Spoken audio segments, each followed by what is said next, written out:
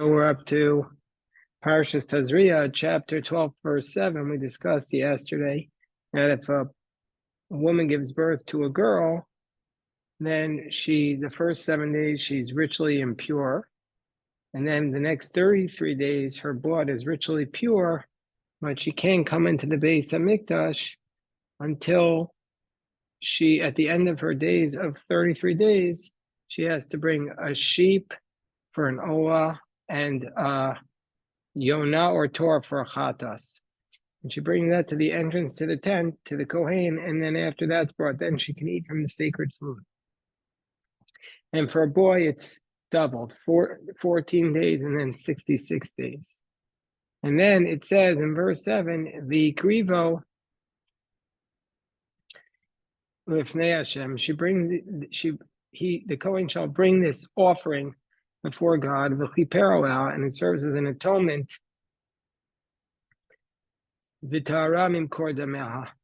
And she's purified from the source of her blood. This is the law of the yoledes, the one who gives birth to a male or to a female. So Rashi says, and he shall offer it that only one of them is, even if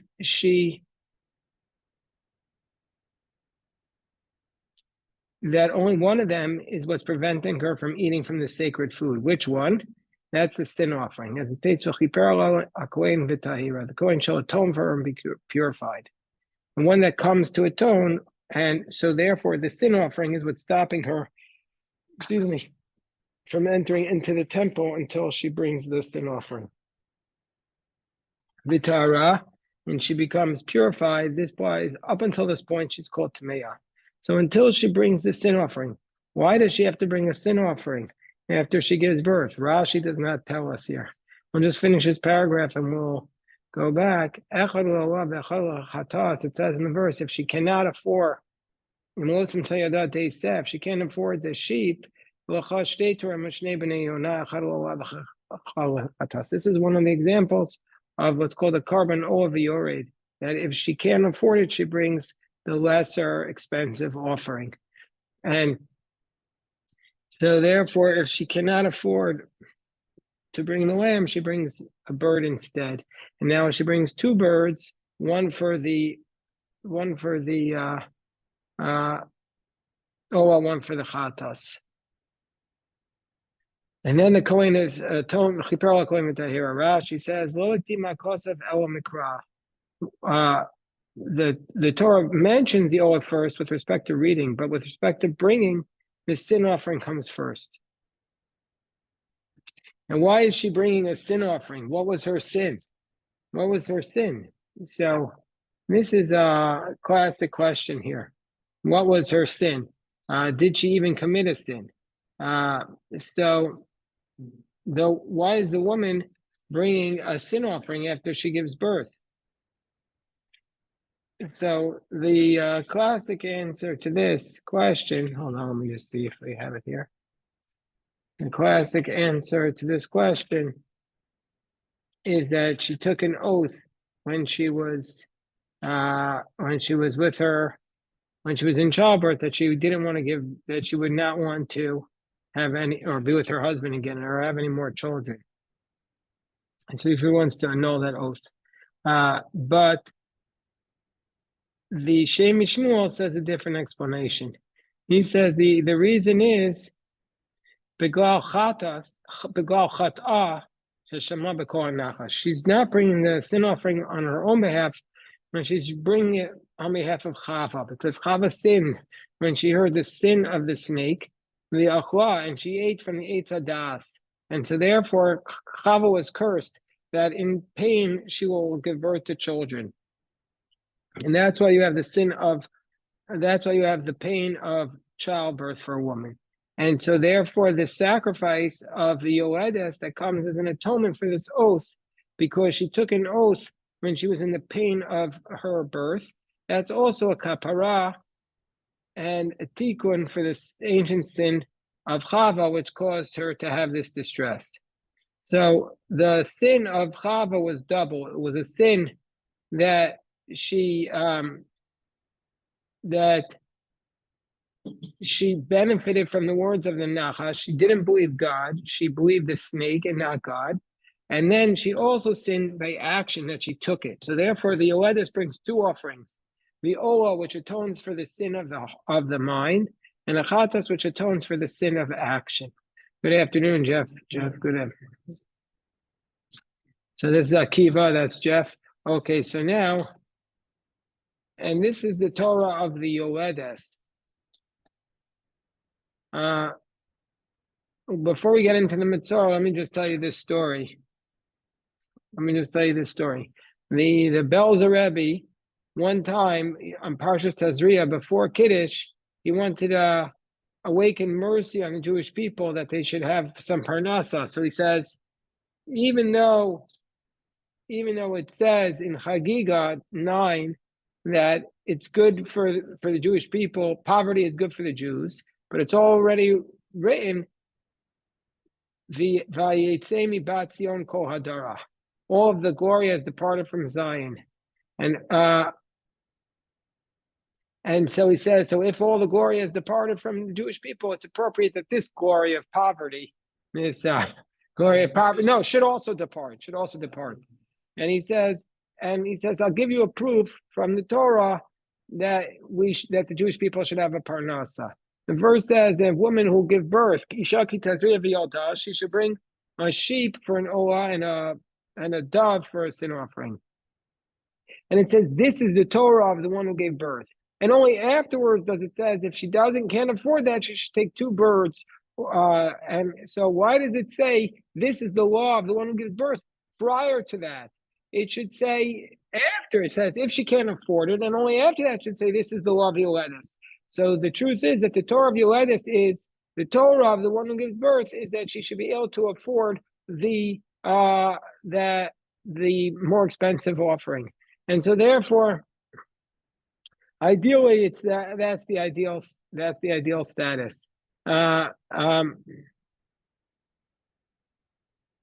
So anyway, this is from the Belzer Rebbe. That's the Belzer Rebbe. Okay, so now we go back to you had a question, Akiva? I thought you were raising your hand. Okay, so now we're up to chapter 13, verse 1 of the Rashi. Verse 1.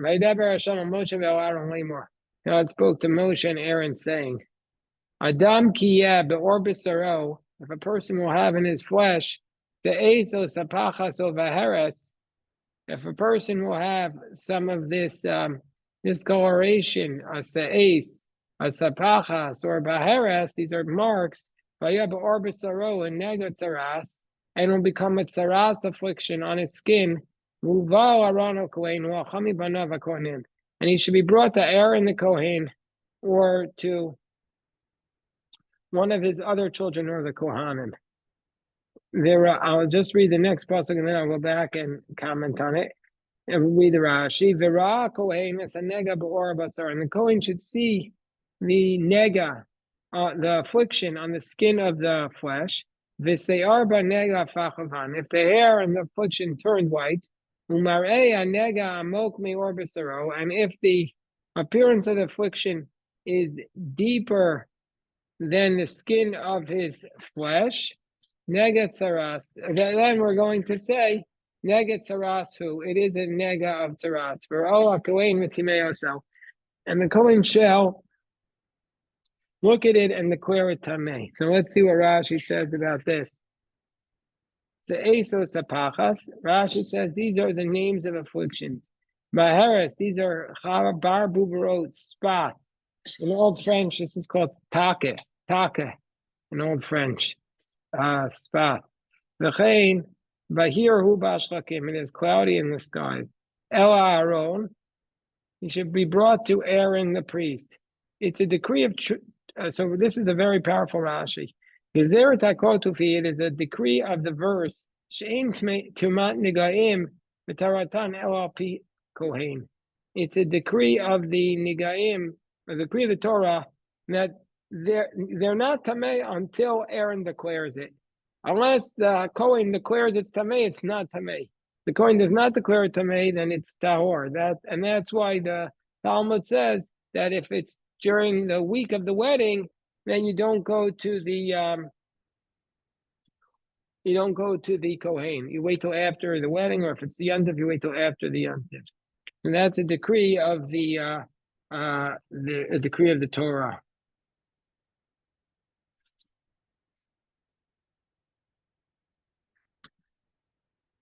Hold on. We still see people taras. Well, taras is a condition that doesn't exist anymore. It's often translated as leprosy, but it's very clear it's not leprosy. So therefore, it was a disease in the time of the Torah, but it's not a disease anymore. Well, we were on too low a spiritual level, so to get it back, and presumably it'll only come back in the Messianic area when we're on too high a spiritual level. So maybe it'll never come back again, but who am I to say never?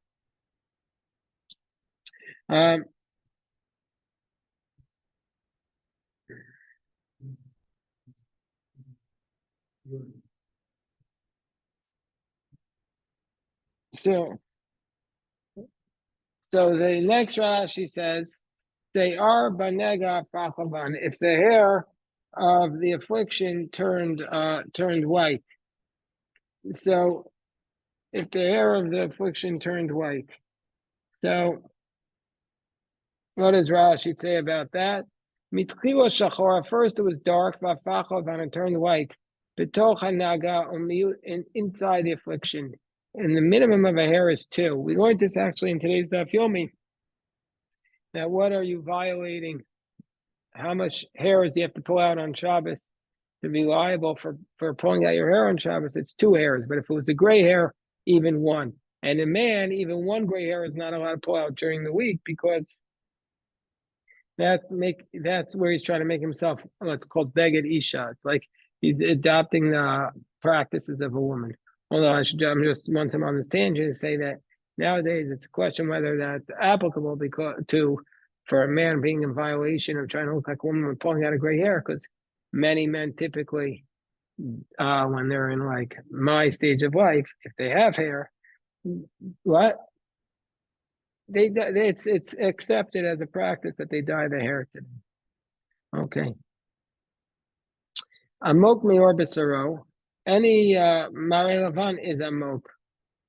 Okay, and the Kohen shall say, he brings it to the Kohen, and he shall say, Yomaro tameata. He says, you're tamei. Sheseir Lavan siman tumahu, because the white hair is a sign of tumah. So it says, I just want to point out the statement of Vera Kohen. It says in the verse, Vera Kohen twice. In verse 3, it says, Vera Kohen, the Kohen shall see the affliction. And then it says again, Vera Ahu Kohen, and the Kohen shall see it. So why is he looking at it twice? So so one of the explanations is that this is a reminder for us that when you look at a person, you shouldn't see just their defects in the place of their affliction, but you need to look at the entirety of the person. Also his positive attributes. And that's why it says Vera Kohen, and then it says Vera Kohen, that you have to see the entirety of him. You can't just see a portion of him, you have to see the entirety of him. Beautiful idea from beautiful idea. Another explanation of why the Vera is doubled is because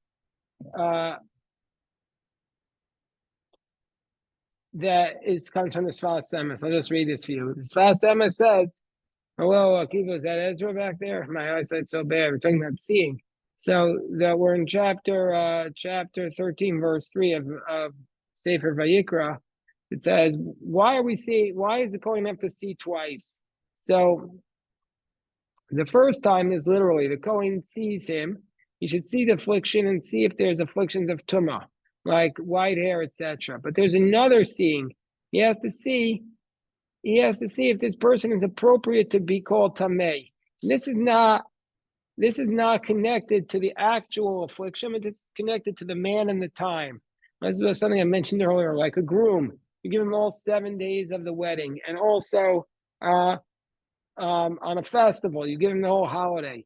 So therefore, and the Torah's ways are ways of peace, and so that's why it says v'rakoin v'ra'u hakoin. First is he sees the affliction, and then he sees the man. He sees he sees where he is in life, and he sees if according to where he is in life, it's appropriate to call him tameh. There's a beautiful sfas emes, and that goes throughout the Shas. That goes throughout our tradition. Whenever rabbis ask the question, he has to look at two things. First, he has to see the law, and then he has to see the person. He has to see the law and the person.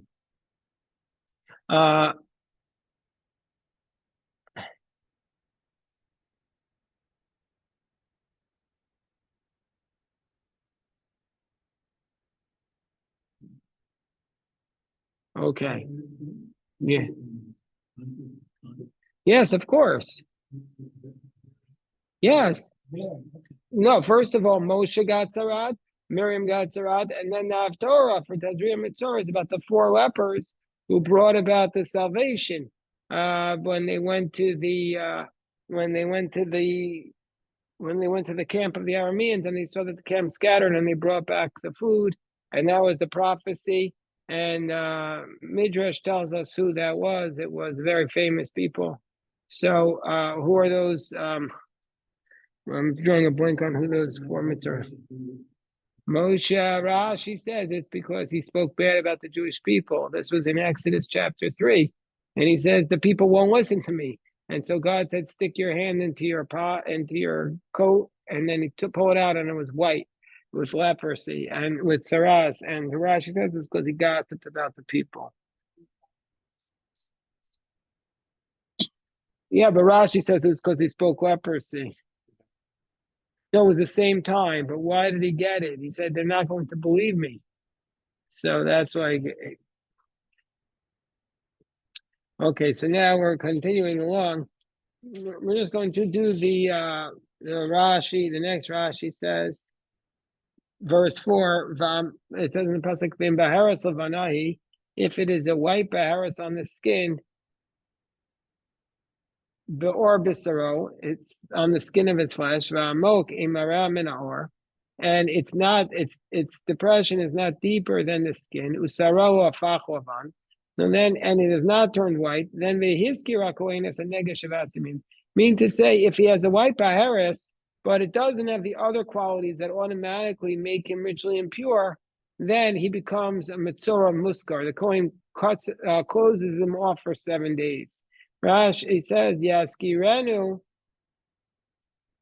Well, first of all, I want to say at the beginning, Ramoke Mara. Now, how do they transfer that? And its appearance is not deeper than the skin. Rashi says,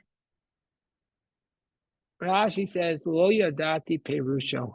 I don't know what this means. Why does Rashi have to say? He could have just skipped it, and then through all of Jewish history, nobody would have ever known that Rashi was ignorant here. But Rashi writes here, I didn't know. Rashi says, I don't know what this means. Rashi says, I don't know what this means. He's so honest. He didn't want to just skip it. He could always easily skip something, and nobody would have ever known. He doesn't comment on every word. But here, rather than just skip it, he says, I don't know. He tells us he doesn't know. He tells us, I don't know what it means.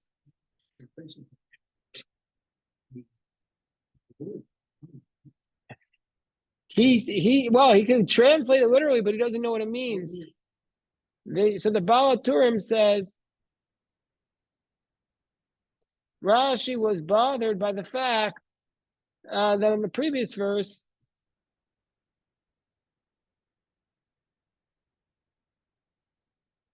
the previous verse seems to contradict it. It says in the previous verse, it says, and the appearance of the affliction was deeper than the skin on his flesh. And he commented that any appearance of white is deeper, is like the expression of the sun, which is deeper than the shade. So how is it possible that it will be a white affliction and then it won't be? So it contradicts its previous explanation. Marami Rutenberg explains that when it says in Baharas Lavanahi Ba'orbisaro Va'amok, he says that it's deeper on account of the white, but not from the skin. But anyway, the basic point is that Rashi says he doesn't know what it means, and people want to explain why Rashi said that. And then V'Skira Kohen es Anega Shavas Yamim. The Kohen shall close up the affliction for 7 days. Rashi says, Yaskirenu b'bayis echad. He shall confine the Mitzorah into one house. And then he shall not appear before the Kohen until the end of the week. And then his simanim will indicate whether he's pure or not. So this is what's called a Mitzorah Muskar. And he's supposed to be confined for 7 days to determine whether or not he's ritually pure or not. Yeah, grab you Aryeh Shkoyach. Reb Levi. Levi's going off to Israel tomorrow. Baruch Hashem. I'm gonna miss you. Please keep in touch. Send us your life updates. We want to hear about it. So okay. So this is what's called a Kohen Muskar. He's a Mitzorah Muskar. He's put in a room and confined until such time as he knows his status. And then verse 5, Arau Kohen Bayom Hashvi, and the Kohen shall look at him on the 7th day, and tell those boys I asked them to come in now, please, Akiva. Arau Kohen Bayom Hashvi, and the Kohen shall see him on the 7th day. Vinei Nega Mabeinav, and behold, the leprosy stopped moving, or the affliction stopped moving. It didn't spread, and the Kohen shall seclude him a second time. Rashi says, if it didn't grow, it didn't get smaller, he should seclude him a second time. But if it spread, then he's called a Kohen Muklat, then a Mitzorah Muklat. If it did spread, then he's a certain Mitzorah at this time. But if it didn't spread, he's going to be a Mitzorah Muskar for 2 times. Hey, how you doing, Kobe? We heard you shrieking. So, yes. We like the sound of you shrieking, but I said, if you're here, then I want to study with you. Did you see we got apples and bananas? You're not a banana man? Okay. All right. So then the next verse says, so now, once he's been secluded now for 2 weeks, the Kohen should look at him on the 7th day. Or if the affliction grew dimmer and it didn't spread, then the Kohen shall declare him pure, because mispachasi, it's just a mispachas. And then he just has to wash his garments and he's tahor. So this is what's called a Mitzorah Muskar, that the Mitzorah were not, he wasn't sure if the mark he had on him was the nega, was the affliction, was the tzarat. So you first confine him for 7 days, and if it spreads, then he's a definite Mitzorah. If it doesn't spread, you confine him another 7 days, and then he if it still didn't spread and if it grew dimmer, then he just has to, Rashi says, since he required a quarantine, he's called impure and he requires immersion. But he doesn't have to go through the whole process of that he would have to do if he becomes a Mitzorah Muchlat. There he has to go through a much deeper process.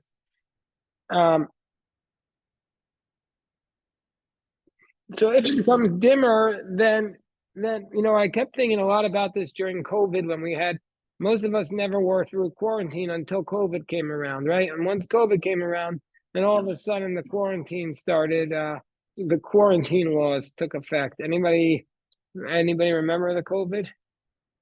That was you were anti all those laws. You would have come to the yeshiva and helped us make a minyan, right? But I'll tell you what, I was not anti those laws, because right at the very beginning of COVID, I had a close friend, a dear friend, who died from COVID, and he was a relatively young man, Bradley Fields of blessed memory. He was in his 60s.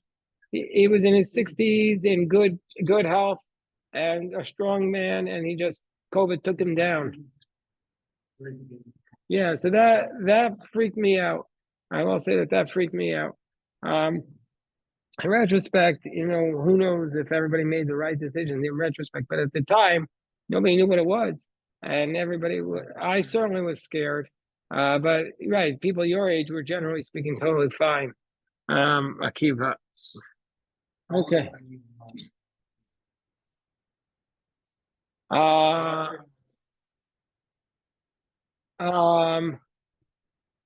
I don't know. Right. I don't know anybody either.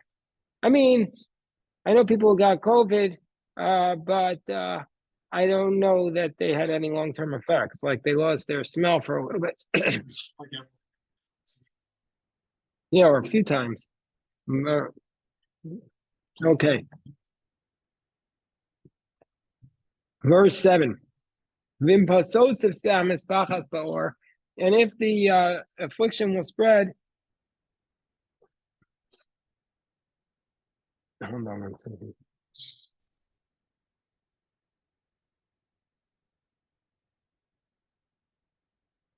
If the affliction will spread on the skin, so after he shows it to the Kohen, and he has to show it a second time to the Kohen. And then the Ra Kohen, the Kohen should look at it. Now it's called saras. So this maspachas, Rashi says, if it spreads, now the Kohen says you're tamei, and he calls it saras. So what does that mean? Once he makes him impure, Rashi says hareu muchlat. Then he's what's called a mitzora muchlat. Mitzora muchlat is a certain mitzora. Now he's going to need the ritual, which we talk about in Parashas Mitzora. How does the Mitzora Muchlat become purified? How does it become purified? Anybody remember? Remember? Who remembers? How does the person who has Saras become purified? What does he need to do? What? It is not the Paraduma, but it is similar in that it's a ritual that really we don't understand completely. So you're not entirely in another planet, but you're not correct. Yes. He goes away, he's confined, and after his period of confinement, what does he do? He shaves his whole body, he shaves off every hair from his head, and then what does he do? He has to do, the big thing is he's in need of birds, the two birds. The ritual with the shtei tziporim, he dips one bird he slaughters one bird, dips into the blood, sprinkles it on him, and he also requires the offerings, and that's said at the beginning of Parashas Mitzora. So this is called saras. This mispachas is called it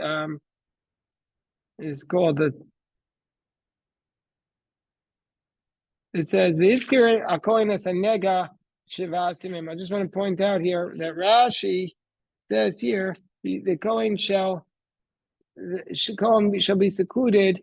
V'hizgir akoin as a nega shivasimim. The Kohen shall seclude the person for 7 days.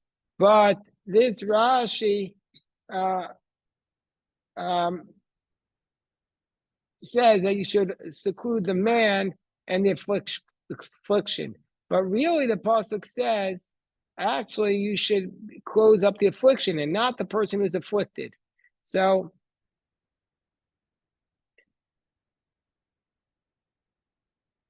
the Torah gives a radical explanation of this. The Torah, who's the Torah? Anybody know who the Torah is? Yeah, who is that? So here, the Torah is Whoa. We all just got COVID, Eli. So the Torah is Rabbi Yaakov ben Asher. He's the son of the Rosh. He wrote the two most famous things he's famous for is he wrote the Arba Turim on the way to live. That's called the fourth. He divided up all of Jewish law into 4 categories, and on that commentary, the Beit Yosef, the Rabbi Yosef Karo, on that code, Rabbi Yosef Karo wrote a commentary called the Beit Yosef, and then ultimately he wrote the Shulchan Aruch, was based off of the Torah. And then he also wrote, and the tradition is he wrote in one night, a commentary called the Baal HaTurim. And that's like very short comments on the portion, very mystical, Kabbalistic. It's just incredible. I love it. So the Torah says that really they did not seclude the leper, but the affliction, meaning to say they wrapped it up with like a gauze, and so that way they'd be able to tell if it's spread or not. But the person who was this uncertain Matzorah was not confined at all. So I guess this is like you. He was anti-quarantining unless you knew for sure. Unless you knew for sure. Okay, we have to stop and daven, but it's still Rosh Chodesh, just so everybody knows it's still Rosh Chodesh at this time. For Mincha, it's still Rosh Chodesh.